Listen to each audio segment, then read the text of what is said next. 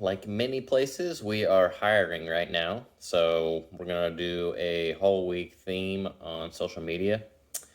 And first, I was just going to start out by like what qualities we look for when we're looking at applicants. It's pretty straightforward, pretty simple. We're looking for good attendance, effort, and being a good listener. So attendance, how do you have good attendance? That just means that you're here on time every day.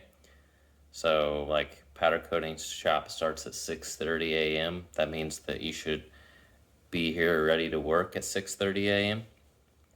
Also, just being here every day and communicating and planning ahead if you're going to be gone.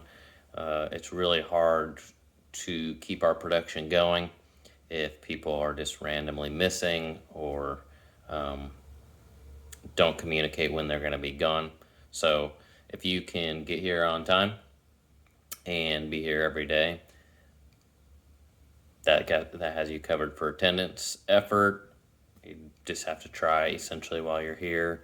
It is hard work, manual labor, everything that we do, but as long as you're putting in a good effort and you actually care about what you do, it's pretty easy to tell if you actually care and are putting in good effort versus just doing the absolute bare minimum and moving as slow as physically possible.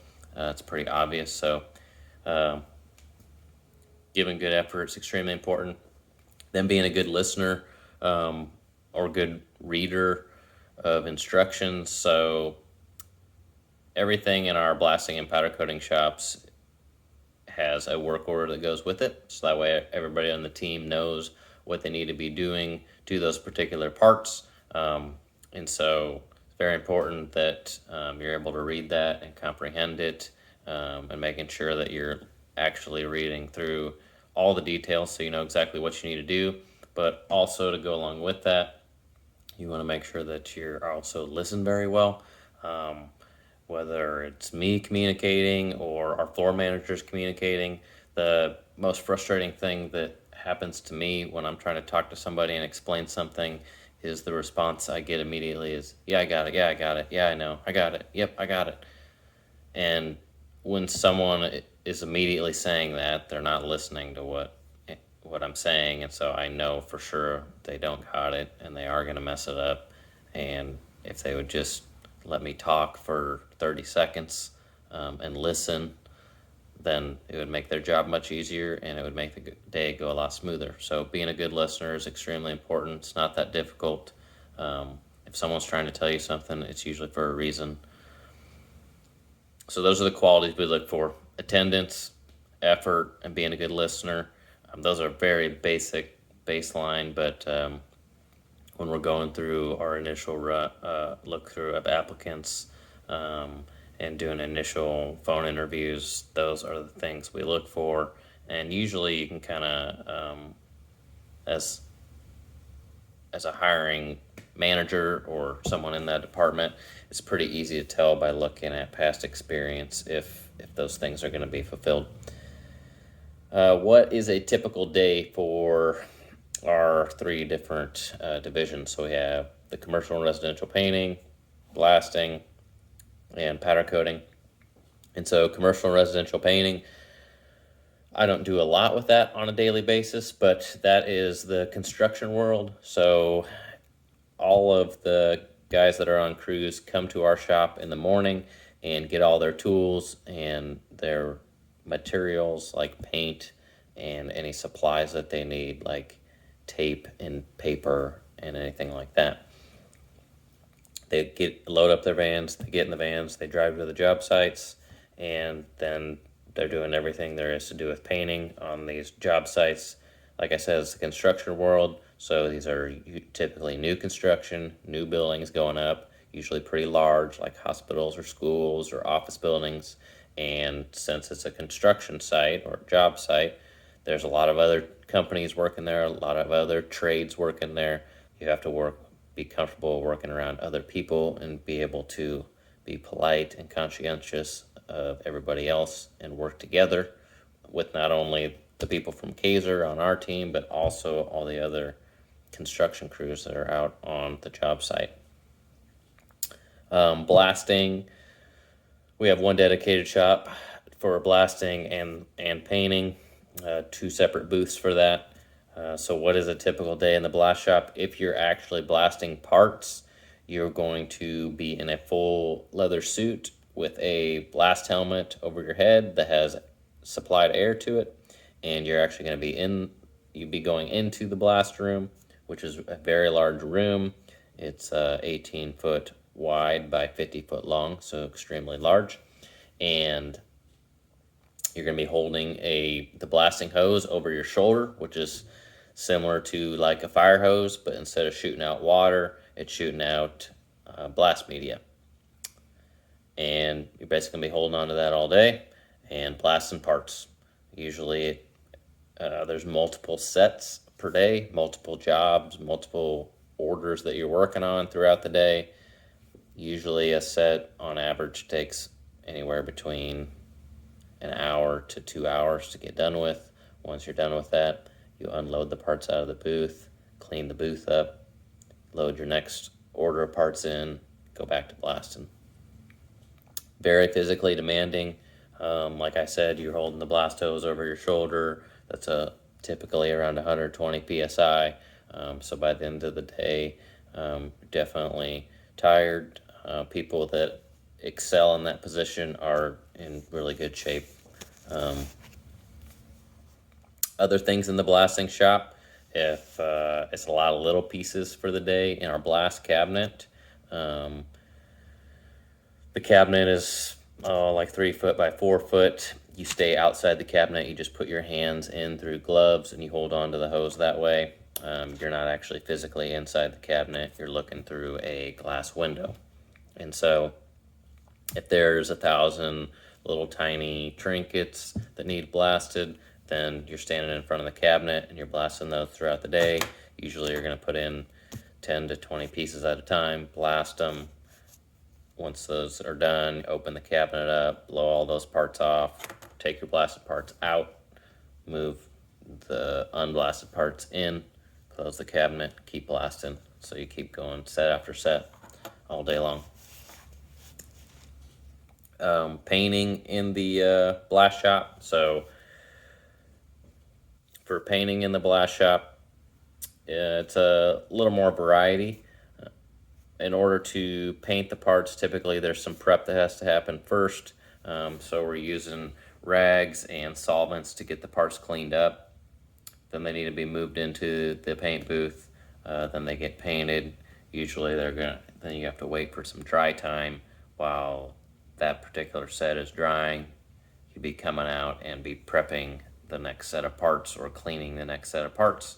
And then once the ones in the booth are dry, those get moved out and you get to package them, and then the whole cycle just starts all over again. So even though there's dry times with the painted parts, usually there's a good enough flow and system that there's always going to be something to do. So while parts are drying, we're usually prepping other parts, and then we just kind of cycle everything through. Still a very busy day, still physically demanding, because a lot of the stuff that we're painting is big and bulky and weird shaped. So you're not just standing straight up and down and painting something straight out in front of you. You're doing a lot of kneeling down underneath, reaching over top. You might have to get up on a ladder. And when we're moving parts in and out of the booth, a lot of them are kind of the intermediate size, so you're doing a lot of the lifting by hand or moving them to a pallet and then using a forklift to move the pallet in and out of the booth. For powder coating shop, typical day over there, it's a little more team oriented. If you follow our social media, you know that first thing that we have to do, we have to hang the parts. So you usually have a pallet of parts, got to hang those. Then once they're hung up on carts, the carts get moved into the wash bay where all the pre-treatment happens. How we actually do the pre-treatment is a heated pressure washer, similar to like if you go to wash your own car and there's a pressure washer. That's very similar. So we have a bay that's set up with a roll door that'll close, so that way we can keep all of the water contained inside that bay. When we go in to do our pre-treatment, we're wearing a rain suit and a face shield and a respirator, and then using a heated pressure wand or pressure washer to pre-treat the parts. Once they've been pre-treated, they move to the dry-off oven, and then once they've been dried, they get moved out and go into the spray booth for powder coating. Typically, when we're spraying powder, about half the day we have 2 people in there spraying at the same time, just because we have really large orders. So it makes sense to put 2 people in there at once. When we're spraying powder, if you've seen our videos on Facebook, typically we're in a full Tyvek suit and a full face respirator. So we're not just going in there with t-shirt and shorts and no mask like some of the videos you see on Facebook and YouTube. We're actually fully suited up with all the PPE that's required for powder coating. So in terms of the being physically demanding for spraying powder, typically not that much arm movement. You're going quite a bit slower than you would for liquid painting, but we still do a lot of weird things, so you're still gonna probably have to get down on the floor and spray underneath stuff. You might have to get up on a ladder to reach the top of a really big part. And then the biggest thing is just the heat in the powder coating shop. Because the ovens are running at 400 degrees, it's usually pretty warm in the powder coating shop, especially in the summer. And so if you have a full Tyvek suit on, it gets pretty warm in the spray booth. Once the parts are powder coated, they move to the curing oven to get cured. Once that's done, they come out and cool down, and then we're going to package them. So we're taking them off the carts, typically by hand, and setting them on pallets. If they're really large pieces, multiple people are helping each other hang and package them. And then also if they're really large, we're using a forklift to put them up and take them down. But it's a lot of being on your feet. There's always something to do since it's just a big cycle, essentially. And so there's always something to hang, pre-treat, spray, or pack. And we also do a lot of prep work before we hang. So a lot of cleaning with solvents and rags, and also a lot of sanding to get the part smooth and get any scratches out of it before we go ahead and coat it. So really physically demanding in the powder coating shop, just because you're on your feet all day long. And the biggest thing is the heat, like I mentioned. So the ovens are efficient, but we open and close those doors all day long to move carts in and out. So naturally, the heat inside the building starts to build up. We always leave the roll-up doors open and have a plethora of fans running, but it still gets really warm in there during the summer. So if you're thinking about a career in powder coating, you definitely want to be able to withstand really hot days. And then one of the questions that we get asked quite a bit is, how do you advance? Most of the people that are applying for any of our jobs usually don't have very much experience. And so they're starting out kind of at an entry-level wage. But how are you going to advance? How are you going to move up in the company and make more money is what people are usually concerned about. We typically do a review after you've been here for 2 months, and then at 6 months, and then at 1 year, and then every year after that. We usually will give you a sheet of paper when you start that kind of lists out what we want you to focus on, and if you focus on those things and do a good job with them, that means that you're going to advance and move forward. If you don't do those things, then you're going to be kind of staying in the same place. Some of the ways that we evaluate how you're doing, or if you're improving, the first thing you want to do is make sure that you are following processes and instructions. So we talked a little bit earlier about reading work orders and being a good listener, so this goes right along with that. We have very specific processes that we follow in all of our shops, and we teach those right when you first get started, and we go through them over and over and over again, and we talk about them almost every day, for sure on a weekly basis. So the second thing that you can do to to try to advance yourself here at Kaiser is doing the little things right. Little things lead to big things, so we don't like to cut corners. We want to make sure that we're following every little detail of the instructions, and all the little stuff is important. So definitely don't want to get all the way through something and then forget to do the last step because you don't think it's important or you're in a hurry. You want to make sure that all the little things that we talk about in our meetings and when we're training, those are the important things. We talk about them for a reason, because if there's multiple 2 or 3 tiny things that you're forgetting to do every day on every job, that piles up to a huge amount of error and a lot of stuff that we have to redo. So sometimes it's hard to remember to do all the little things right, but if you just take baby steps and take your time, then usually the little things get done right and then everything goes smoothly. The final thing is maybe a little counterintuitive. Don't try to be Superman or Superwoman. If, like I said here, we usually give a list of what we're expecting you to do. And if you're doing that, then that's fantastic.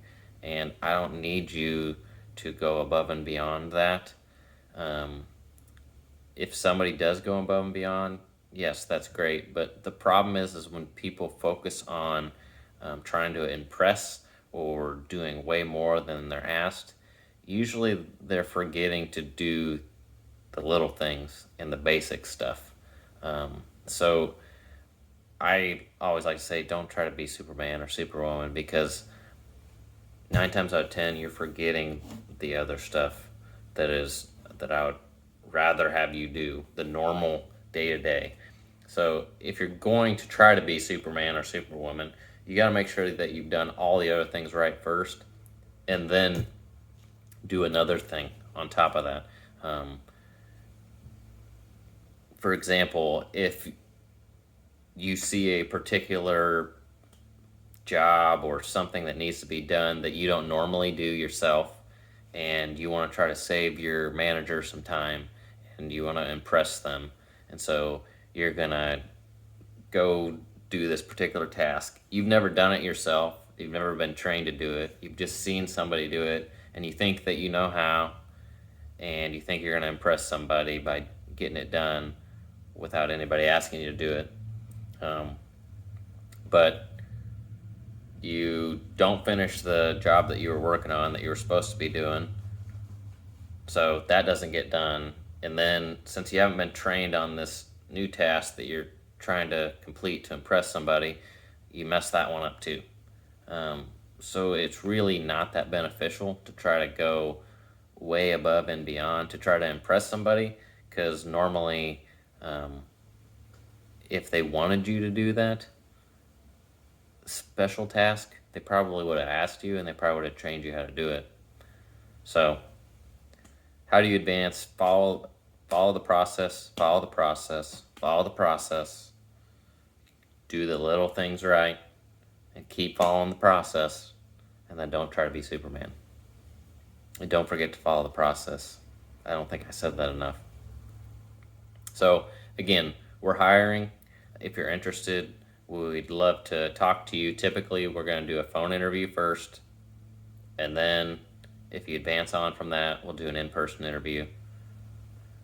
Overall, I feel like we have really good team chemistry. Everybody gets along really well. So it'll be important that you fit in with that culture and get along with everybody. It's one of the things that we also look at. But like I said, qualities that we are looking for: attendance, effort, and good listener. They're very, very basic, but sometimes it's actually really hard to find those. So if you're interested, we have a lot of the jobs open on Facebook. Go there and just kind of fill in your information, and then we'll contact you to get a phone interview set up.